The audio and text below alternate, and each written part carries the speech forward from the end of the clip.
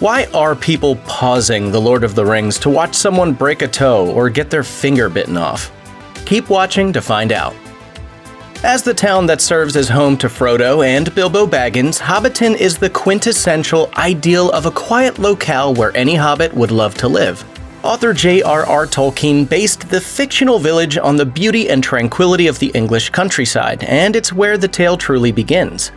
The description of Hobbiton in the novels not only gives readers a sense of what life is like for a hobbit, but has made generations of fans yearn for their own cozy little hobbit hole.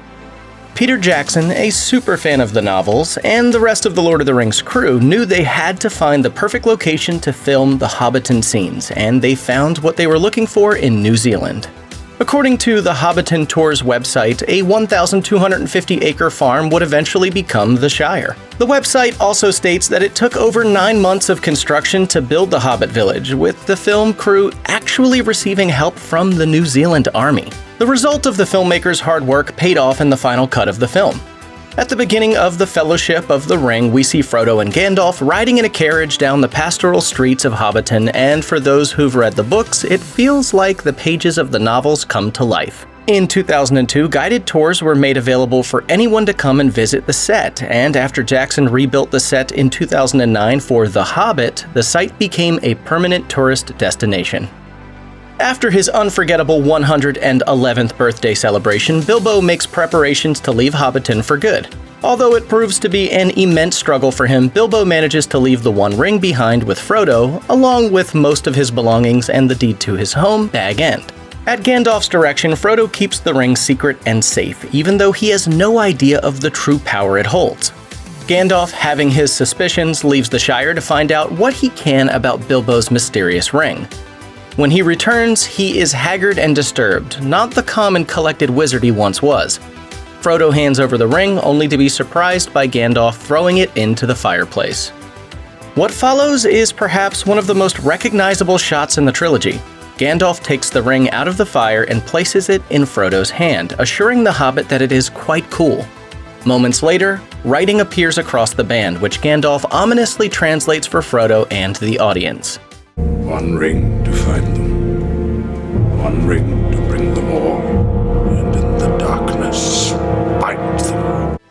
Not only is this phrase insanely quotable, but it establishes what will become the central plot of the series. The One Ring of Power is an evil artifact that must be destroyed at all costs, and poor Frodo is the one to do it. Although Gandalf hates sending his hobbit friend on such a dangerous errand, he hopes that Frodo's bravery and loyalty will get the job done. As Frodo begins his journey out of the Shire, he is joined by his loyal friend, Samwise Gamgee, and later by the mischievous duo, Pippin Took and Merry Brandybuck. Merry and Pippin literally bump into Sam and Frodo while on the run from the crotchety farmer Maggot, after stealing some of his prized vegetables. After the four hobbits tumble down a hill, they gather themselves to their feet just as Frodo senses a dangerous presence coming down the road. Frodo frantically commands the others to hide, and they find the perfect spot under the roots of a large tree. The scene is one of the most suspenseful moments in the movie, with the four hobbits huddled together in a dank hole teeming with creepy crawlies as the terrifying figure of the hooded Dark Rider, one of the dreaded Ringwraiths, approaches. As the Ringwraith sniffs out his unseen prey, Frodo almost gives in to temptation and nearly puts on the One Ring. Luckily for our heroes, the rider is distracted and passes without discovering their hiding place. It's a wake-up call for the hobbits that there are great dangers waiting for them outside the Shire. Although Tolkien's work is held in high esteem, the unfortunate truth is there is a sad lack of female presence in his novels. To make up for this, the writers of the Lord of the Rings film trilogy expanded the role of an underutilized character from the novels, Arwen Evenstar. The writers gave Arwen a much larger part in the films, sometimes adding her into scenes from which she was absent in the books. In the Fellowship of the Ring, the Hobbit's harrowing ordeal on Weathertop results in Frodo being stabbed by a Morgul blade, which, if left untreated, will turn Frodo into a shadow of himself, not unlike the Ringwraiths. Luckily, Arwen comes upon the group and insists on taking Frodo to her father Elrond to get healed before it's too late. What follows is a tension-fueled chase scene, with Arwen riding as fast as she can with Frodo in tow and the Nazgul hot on their heels. The chase comes to a climax when Arwen and Frodo cross the river that forms the border of the Elven lands. In a show of great courage, Arwen challenges the riders. If you want him, come Come and claim him. It's tough not to be impressed by Arwen's heroism in that moment, especially for a character who was essentially wasted in the original novels. She then conjures up a great wave to wash away the enemies. This scene is truly memorable, not only for the impressive special effects, but also for the way it establishes Arwen's character in the films. One does not simply re-watch the Council of Elrond scene in the Fellowship of the Ring without pausing at the exact moment that Boromir makes his iconic pose. You know the one. He's looking very serious and holding up his hand with his fingers forming a circle, indicating the Eye of Sauron. Meanwhile, the audience is picturing their own fill-in-the-blank text superimposed over the image. In the slim chance that you are in the dark on this one, the "one does not simply" meme was a popular fad that spammed the internet for several years, starting in 2004, in which someone would start a phrase with "one does not simply" and then finish the thought accordingly. It's also refreshing to note that the actor himself, Sean Bean, is very aware of the meme and finds it quite amusing. In fact, he once told Radio Times magazine that he thinks the memes featuring his face will be his, quote, unintended legacy, and he seems to be totally on board with it. As the wizard to end all wizards, Gandalf the Grey is the epitome of wisdom, power, and kindness. He acts as a guide and mentor to those who follow him, yet he is also a loyal friend and a fearsome fighter that any good guy is lucky to have on their side. Perhaps the most spectacular scene in the Fellowship of the Ring is Gandalf's face-off against the Balrog in the Mines of Moria. Not only are the special effects for the creature itself awe-inspiring, but we get to see Gandalf looking like an incredible badass. Shall not pass! Just as we cheer for Gandalf while he holds back the monstrous foe, so we weep for him when he falls into the depths below. No one can forget the image of Gandalf clinging to the edge of the rock before his final council for the Fellowship. Fly, you fools! Even those who knew Gandalf would return in the second film couldn't help but feel something akin to grief at his loss. For the ones for whom Gandalf's fall came as a complete surprise, you probably had to press pause on your remote to ask yourself what the heck just happened. Though he mostly appears in the first film of the Lord of the Rings trilogy, the character of Boromir had a surprising impact on the series as a whole. Part of that is likely due to the superb performance of actor Sean Bean, yet it can also be attributed to the writing team's careful consideration of the character's development. It could easily be misconstrued that Boromir is a bad guy, when in fact he is much more complex than that. In truth, he is a man desperate to save his people, and that desperation is a weakness that the One Ring seeks to exploit. When Boromir tries to take the ring from Frodo by force in the third act of the Fellowship of the Ring, he immediately recognizes his error and attempts to compensate by doing what he was meant to do: protect the innocent. Sadly, Boromir finds death in a hail of arrows while defending Merry and Pippin during an attack. With his dying words, he confesses his faults to Aragorn, while pledging his final allegiance to the true King of Gondor. The heartbreaking scene is enough to bring a tear to anyone's eye, and might have you reaching for the pause button so you can compose yourself. I would have followed you, my brother.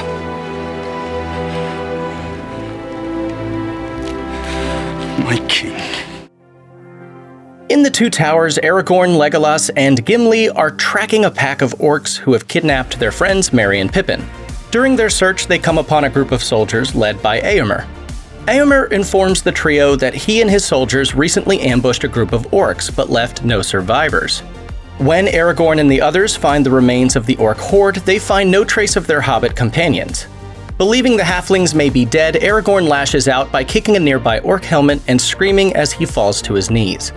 While the kick was in the script, the scream was not, and that's because actor Viggo Mortensen broke his toe in that take. Yet, instead of asking for the director to cut, Mortensen used his physical pain to express the torment his character was feeling in the moment. Talk about method acting.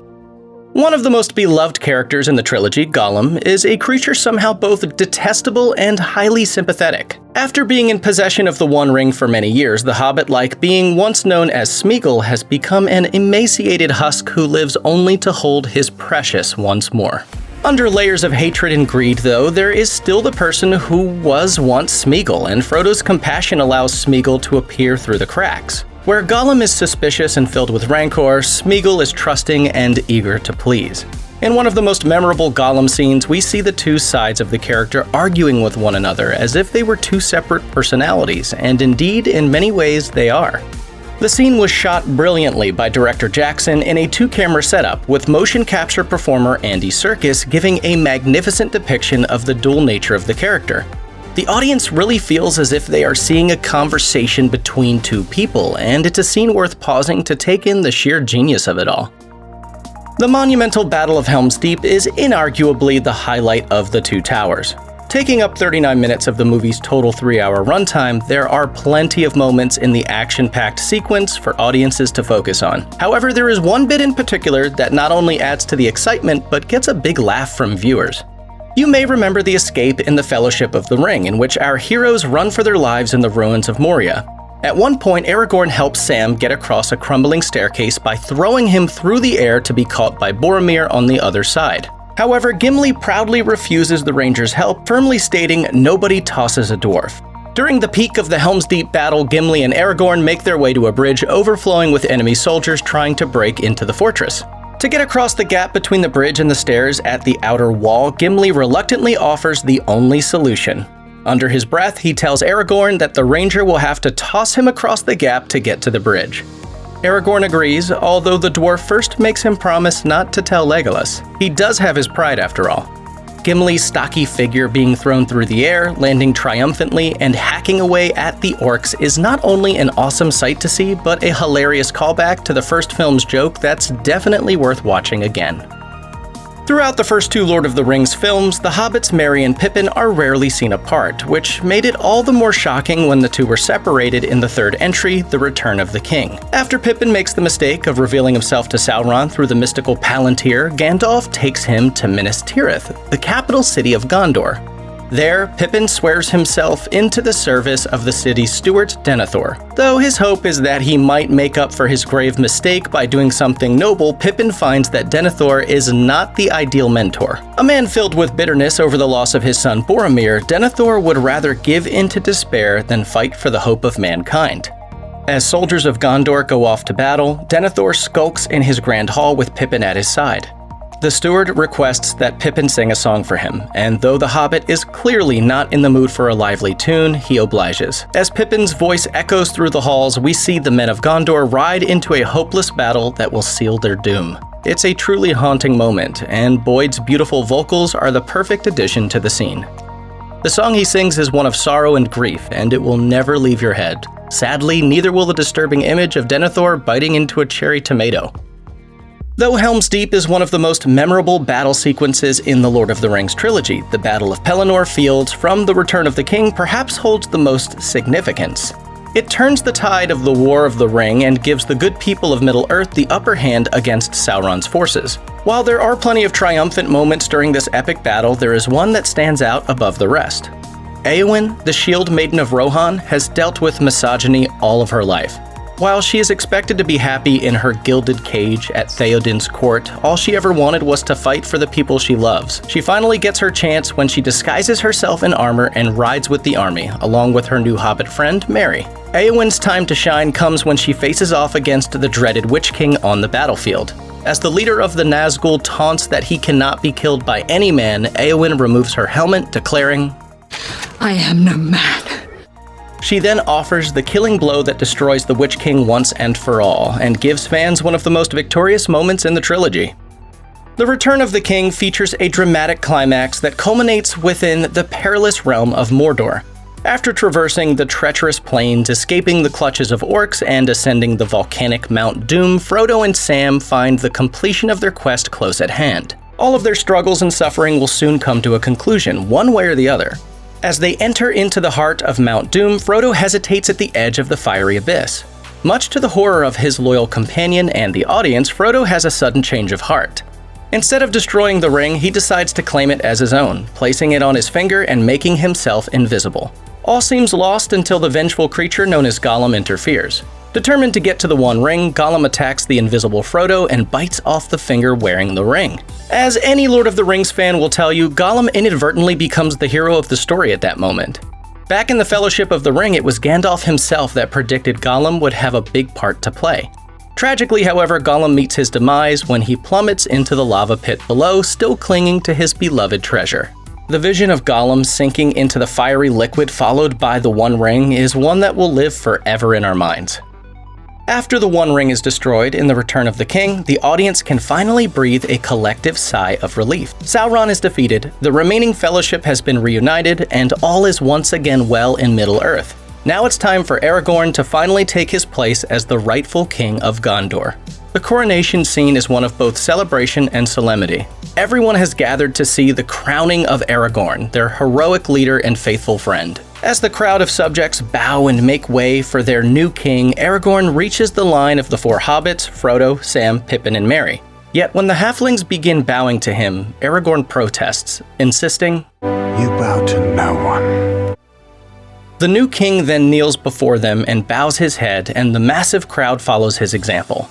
The sight of so many kneeling before the humble hobbits is enough to make anyone gasp in awe, as well as bring a tear to your eye. These four characters have come a very long way from their simple life in the Shire. Each of them has demonstrated his bravery and resilience in the face of impossible odds, and came out forever changed.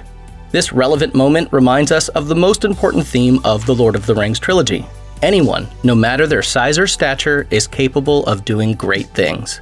Check out one of our newest videos right here. Plus, even more Looper videos about your favorite movies are coming soon. Subscribe to our YouTube channel and hit the bell so you don't miss a single one.